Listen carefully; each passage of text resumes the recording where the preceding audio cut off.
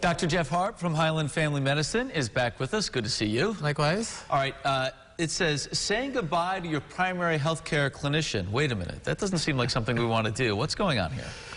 Well, in the world of primary care, we encourage everybody to have a primary health care clinician, somebody who really knows them and knows basically everything about what's going on with their health. So that could be a physician, it could be a nurse practitioner, it could be a physician assistant, but somebody that's the first port of call for medical problems, who makes decisions about if specialists need to be involved in the care, and then who coordinates the care between all the specialists and between primary care when someone does have a whole lot of different people taking care of them.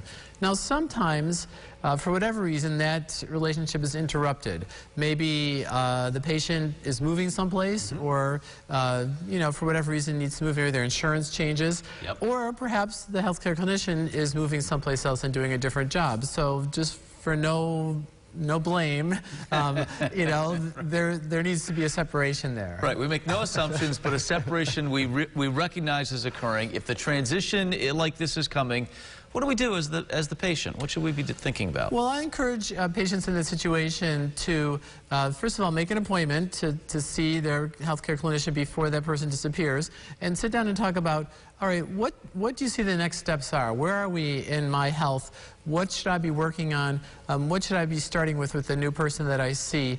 Or are there things that we really should accomplish immediately before you leave, so because you know all this stuff and you could get it done more efficiently? Well, certainly medical history is something you want to be thinking about. What about medical records in this situation? Good question. So medical records are sometimes very transportable, sometimes not, depending on the healthcare system.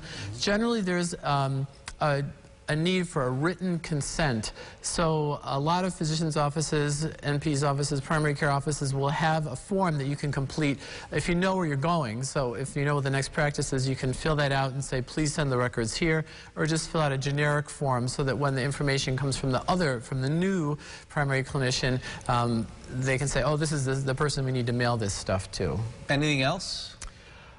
Really, I think it's helpful as a patient to sort of summarize how you have seen the relationship. What has really been helpful about what the healthcare clinician has done?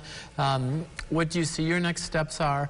And to do the same with the office staff, to kind of just show gratitude and let people know that it's been important. Agreed. All right, so that's the transition of saying goodbye. What about saying hello, right? That's the next step. Well, that's the next step in our conversation. We'll have that one for you next week. Doctor, thank you. Appreciate it. If you missed our conversation this week, as always, we're sharing it online. You'll find it at rochesterfirst.com.